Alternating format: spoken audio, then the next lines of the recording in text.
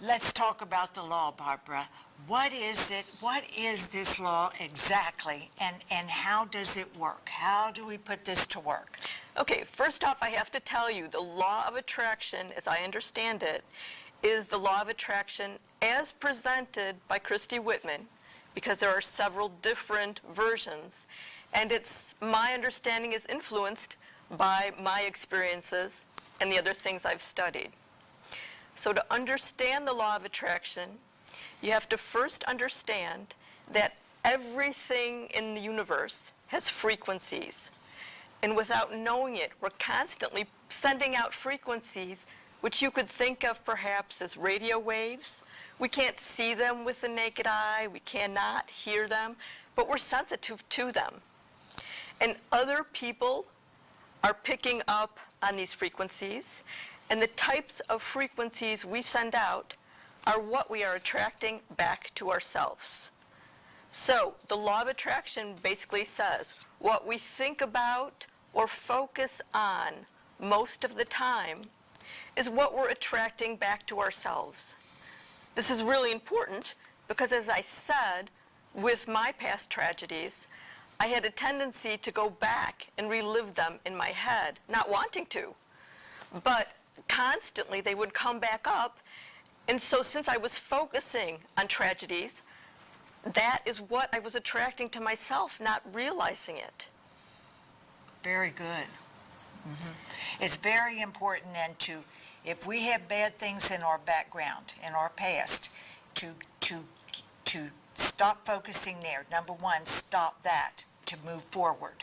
We must stop. So give us a tip. How can we stop those thoughts? How can we refocus? So there's a couple things that go on.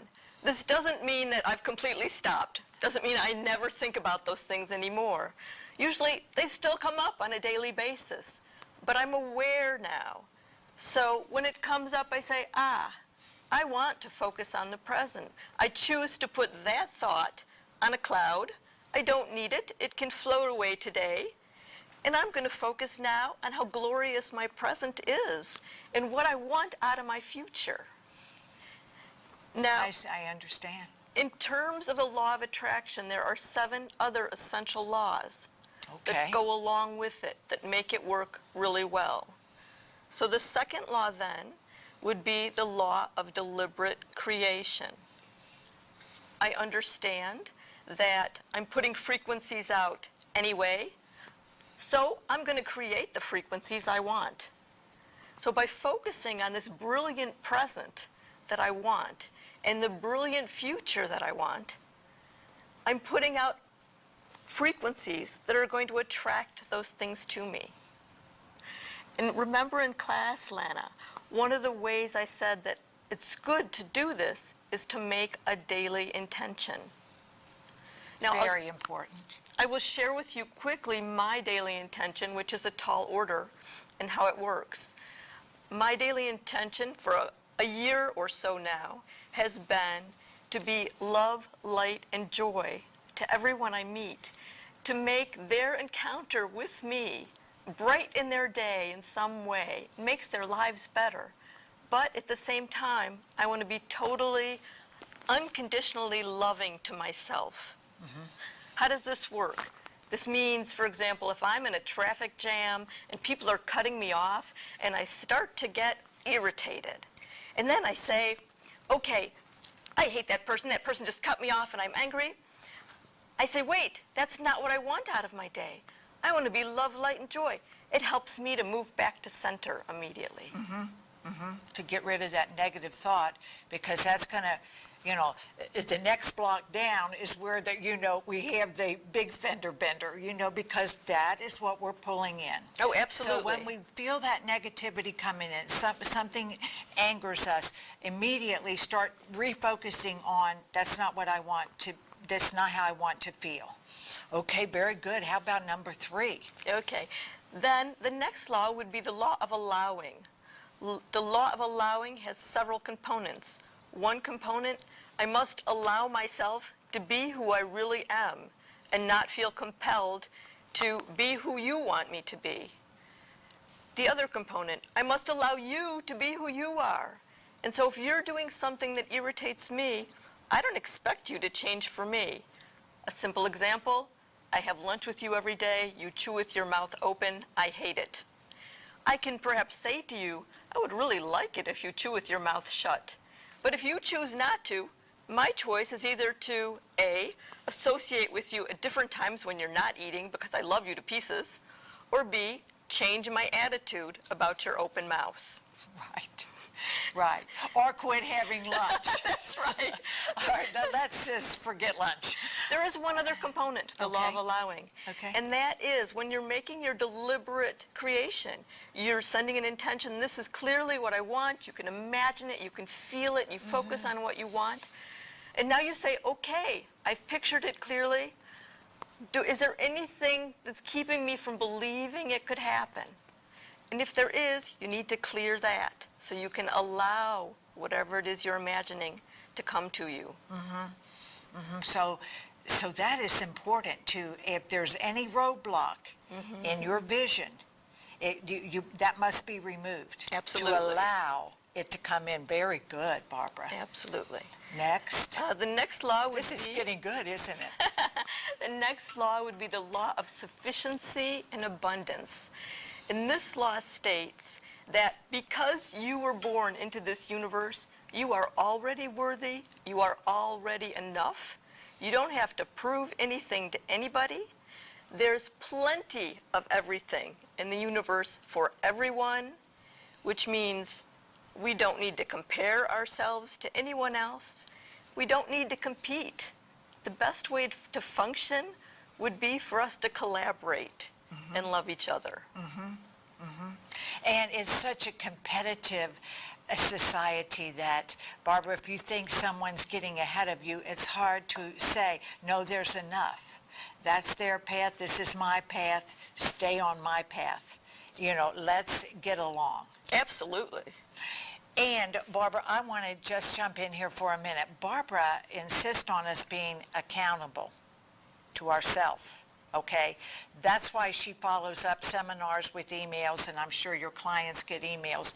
But there was a situation that I shared when I attended a seminar with her that I was in a situation with a friend. It was a business meeting, and it went south when we disagreed. And, you know, so we said hurtful things back and forth in front of some other people. And so then I'm talking about this at the seminar, and I said, now it was her. I didn't have, you know, I just took up for myself. But, you know, and Barbara is such a great teacher. She just stands there very quietly until it occurred to me. She's not saying yes or no, but I knew. I said, you know what? I went into that meeting. There had already been a slight disagreement, and I went in there ready, loaded up with some anger, some negativity. I'm going to get this straightened out this time if anything goes south. So I did draw it in. I mean, I contributed to that exchange, but each of us has a thought it was their fault. And so I just, you know, took up for myself, or however you want to justify it. But when these things do go south, you have to be accountable. Just like she said, when they cut her off, that was their fault. But Barbara said, and so it angered her.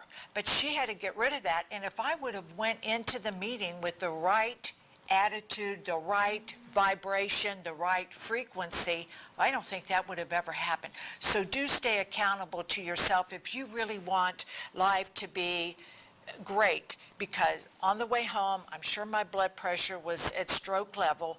You know, I didn't feel good. The rest, I mean, these hassles, as you become older, they're just not worth it. So just think that over. Barbara, go on to our next point here. Okay. Our next point, actually, I'd like to put the law that is often sixth next, and that is the law of polarity. We live in a universe where things tend to be divided into opposites. That's how we understand reality: good, bad, hot, cold.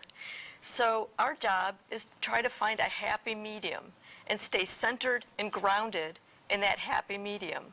One of the important things to know also is it's totally natural for us to think positive, negative, positive, negative, positive, negative. The key is to bring yourself to a happy positive at the end of what you're thinking, to keep yourself centered. The other part of that law, one of the important opposites, is activity versus passivity.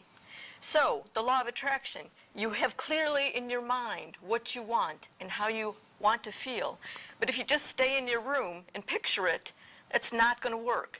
You need an equal amount of activity to actually accomplish anything. Quick example, if I'm looking for a new love of my life and I have pictured him and I sit in my room for 24 hours picturing him, chances are good I am never going to meet him. I have to go out into the world and put myself into situations. That's the action part. That is great. And keep that vibration going. Keep up that good frequency, but we must pursue.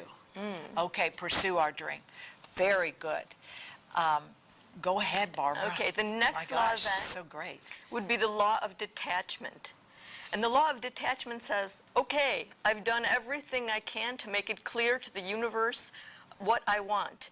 I have imagined it, I visualized it clearly, I know what I want, and I've been doing action to get what I want. Now I can relax, and I can just know the universe is going to send me that thing at the best possible time for me and everybody else. And so I can just continue down my path and have faith. I'm going to get that.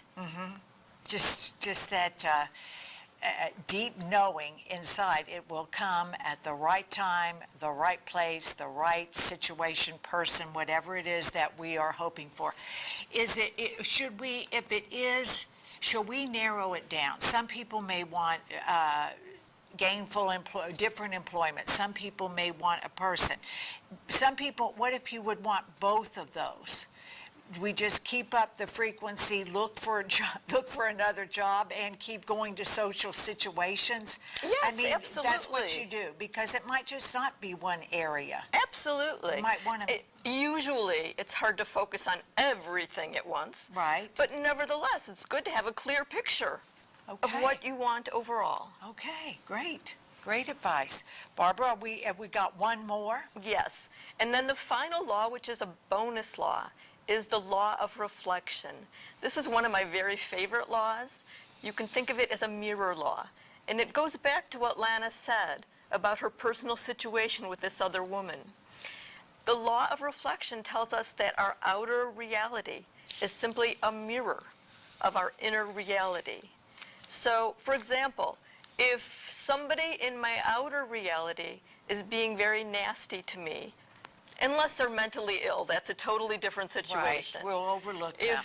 Then, my best solution is to say, wait a second, am I being less than kind to myself in some way, so that I'm putting a vibration out that allows other people to know it's okay to treat me this way? I find this so helpful. It has opened my eyes to so many ways that I wasn't being kind enough to myself, and really changed things for me. The other thing that's really wonderful about this law is that if you look into your universe and you say, I admire this person because they have this quality, that quality, or I don't like that person at all. Look, they have this fault, that fault, I hate that fault. It's because you too either currently have those qualities and faults, or did at some time in your past. If you did not, you would not be able to recognize them. And identify with it and become so upset about whatever's going on. I so agree with that, and I had never thought about that being why we are so annoyed, because it's something either now in us or has been. And if you really get honest, that's what's happening. That's what's happening. Absolutely. So that is just great. Barbara, why is it important? Now, I know you've laid out our 7 basic steps here, but why is it important for us to have a life coach, for us to have a coach? I would say you have to be extremely self-directed to stay on track all alone. It's possible, but sometimes we get lost in our own thinking. And so a life coach would ask you pertinent questions and guide you back to discovering your path, keep you on track for what it is you want. And also, in a life coach, the type of life coaching I do, I would always ask, may I share a personal story to give you some ideas of what I mean about this if you're having trouble? And if you say yes, well then I'll share some incident from my life and what I discovered that really helps me.